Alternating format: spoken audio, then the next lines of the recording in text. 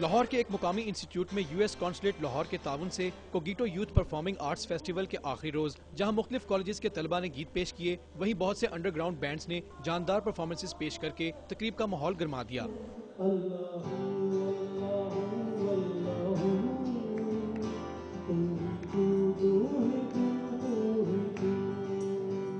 Festival का माहौल उस वक्त देखने से ताल्लुक रखता था जब उभरते हुए गुलूकार जमान ने अपने गिटार के संग पाकिस्तान के लेजेंड मौसीकार नुसरत फतेह अली खान के मशहूर गीतों को हाज़िरीन के लिए पेश किया।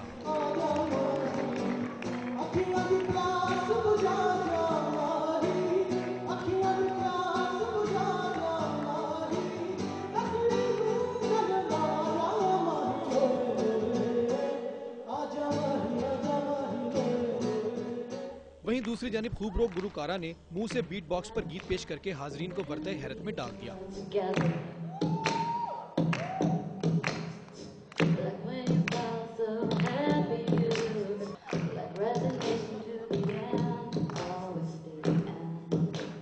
तकरीब के शुरका का कहना है कि मुख्तलिफ इकसाम की मौसीकी से सजी इस तकरीब में शिरकत करके उन्हें दिली मुसरत हासिल हुई है। कैमरामैन मोहम्मद उस्मान के साथ आसिम भट्ट, डॉन न्यूज़, लाहौर।